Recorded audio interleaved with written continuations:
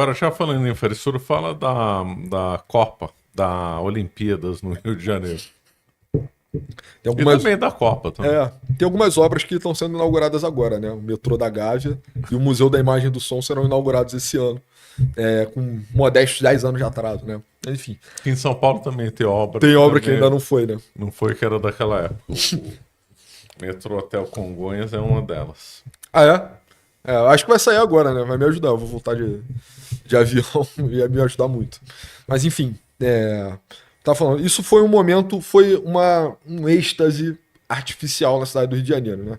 Porque você não só tem também esse investimento proporcionado por Copa, Olimpíada, você tá vivendo Ike Batista no ápice da sua riqueza, mais ou menos nessa época. Foi uma época de crescimento do Brasil, otimismo, Exato. Batista bilionário, investimento em estádio. País do futuro, PAC 1, PAC Futuro, 2. Tinha um dinheiro muito forte para levantar o setor de construção civil e botar ele no ápice, né, do que ele viveu, enfim, Odebrecht, todas essas empresas eram cariocas.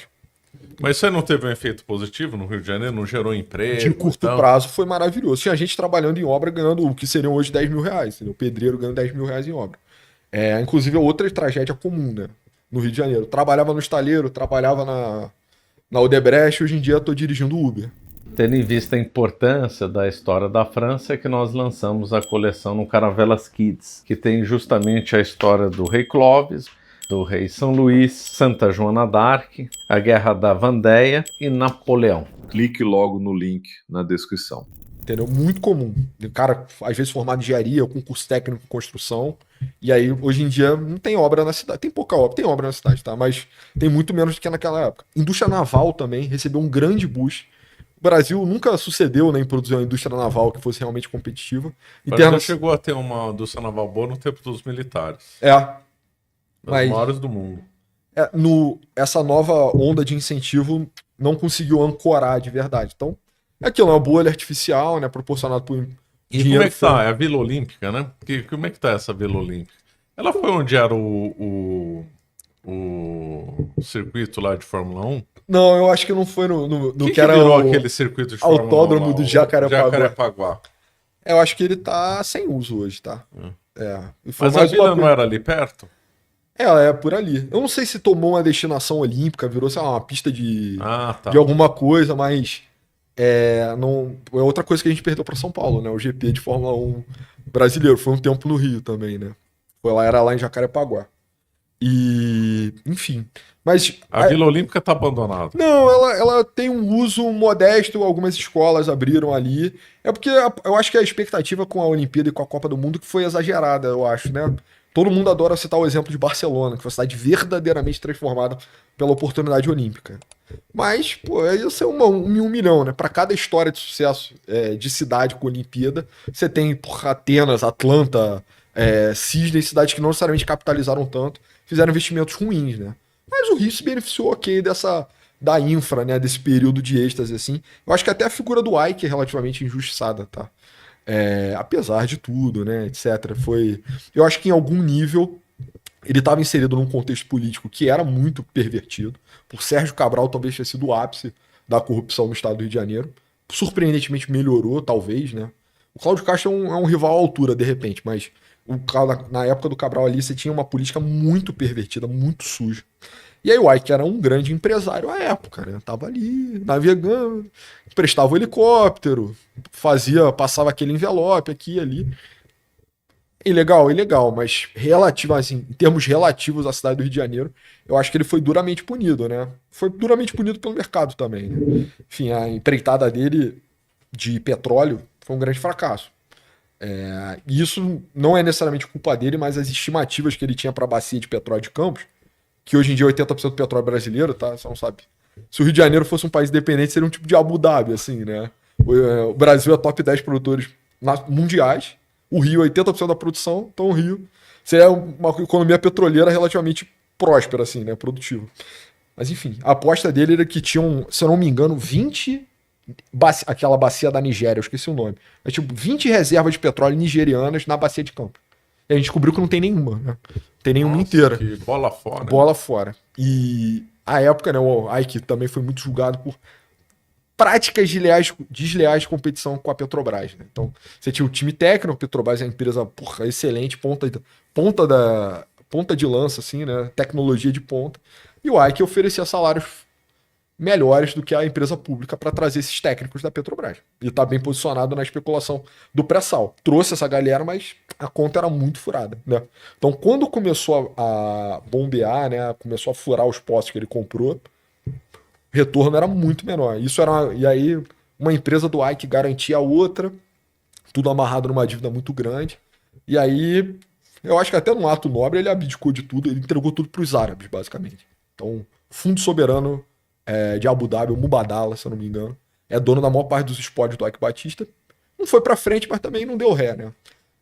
Mas assim, esse período era muito bom. Eu era adolescente na cidade do Rio de Janeiro. Eu entrei no ensino médio em 14 e me formei em 16. E era assim, apesar de estar tendo também uma certa ebulição na rua, acho que vale até falar sobre isso, né?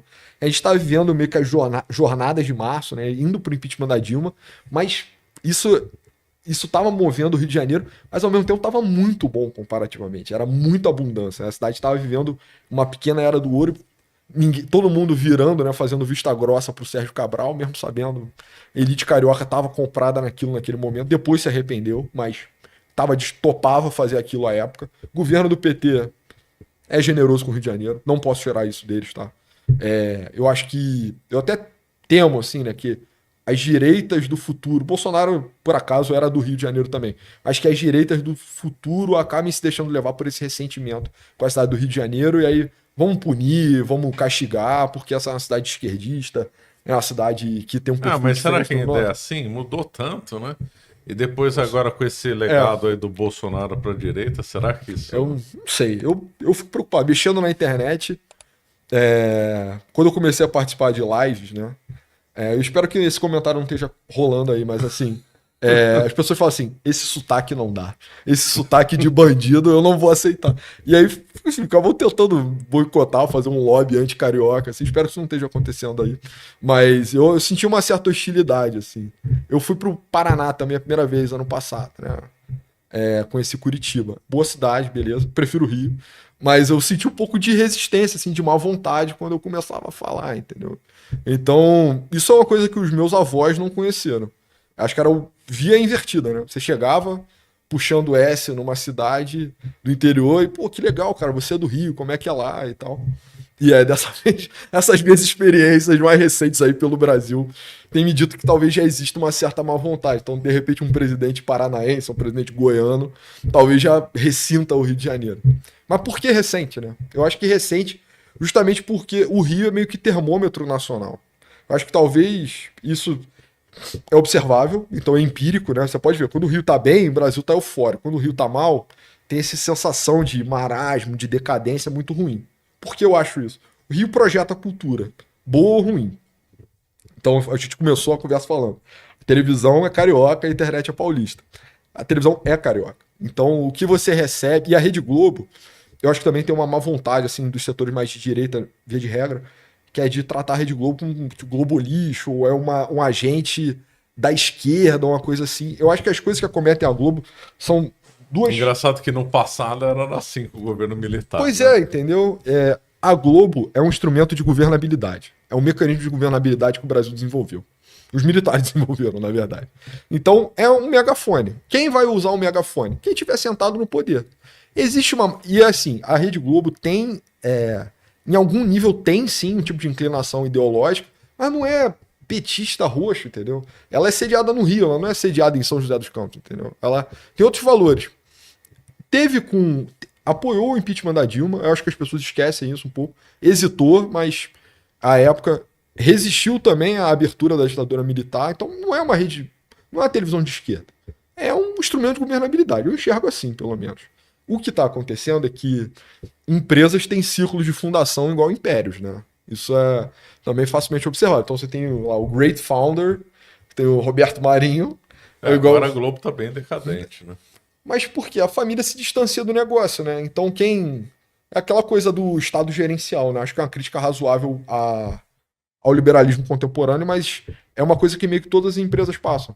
Quando o dono se afasta muito, você meio que produz um tipo de arranjo oligárquico ali que é negativo para os negócios da empresa. Então, se o resultado empresarial não afeta o meu bolso, o meu compromisso também com entregar o melhor serviço possível é relativizável. Então eu posso, às vezes, drenar a empresa em que eu trabalho em favor de prestígio. Eu acho que é o que está acontecendo na Globo, entendeu? Hoje. Eu não conheço a direção, enfim, não conheço ninguém lá dentro, mas é como eu teorizaria. É comum, né? É difícil a empresa passar por 3 gerações, muito difícil, muito raro. E aí, quando você começa a se afastar, alguns setores não são tão punidos. Família Gerdau. A família Gerdau vai administrar a siderúrgica por 1000 anos, enquanto a gente vai fazendo aço, porque não tem mistério. É você manter um engenheiro ali de... Eu não sei como chama, um engenheiro que trabalha em fundições, que é um cara muito técnico, que seja bom e ter demanda. A Rede Globo é mais delicada, né? Exige aquele olhar do dia a dia. Eu acho que a gente vai ver isso no SBT agora também. Você teve lá o Great Founder, Silvio Santos, e agora você vai ver microoligarquia das filhas que vai acabar destruindo a... Minha aposta, tá? Se eu tivesse ações da SBT, eu apostaria contra. E aí você vai meio que dilapidando o patrimônio, assim. E eu acho que esse que é o problema da Globo. Eu acho que isso é muito da má vontade no Brasil também. Associar o Rio à Globo, ao petismo, etc. Só que você olha a cidade... Não é uma cidade petista, entendeu? Em nenhum sentido. É uma cidade, acho, liberal, no sentido pleno mesmo, no sentido americano da coisa. Então, é um pouco antagonista. Cidade democrata, então. É, muito democrático, muito democrático. Ligado ao mar, né? Por exemplo, ao Partido Democrata. Exato. É exatamente isso. E aí eu fico com medo de surgir uma dicotomia meio Atenas e Esparta, assim, sabe? Tipo, o Rio de Janeiro é Atenas, os caras são... ilustrados, né? Cheio de frufru, é uma coisa, como chama, talassocrática, né? Volátil, democrático. E aí, sei lá, a Esparta brasileira é Goiânia, uma coisa assim. E as cidades vão ficar rivalizando para sempre. São Paulo definitivamente não é Esparta. Eu ainda sinto muita boa vontade com o Carioca em São Paulo. Eu vejo até que, humildemente também, vocês tentam até replicar algumas coisas do Rio. Então pega um bar que é legal no Rio... Aí coloca aqui e faz o calçamento como se fosse... Isso tem, isso. Entendeu? Então, eu acho que são cidades muito complementares. Eu tenho dificuldade de ler o que é São Paulo. Talvez seja grande demais. Mas o Rio de Janeiro espera uma estrutura que seja de algum nível ateniense, assim, sabe? Dentro do arranjo do Brasil. E foi um país governado por Atenas a gente comentou, 500, 400 anos. Haverá Esparta? Haverá, sei lá, Macedônia, eventualmente? Não sei, pro Rio talvez fosse bastante ruim, mas enfim. Muito bom. Temos perguntas? Você acaba de assistir um corte do Caravelas Podcast. Na tela está aparecendo o episódio completo e outro corte. Muito obrigado pela atenção.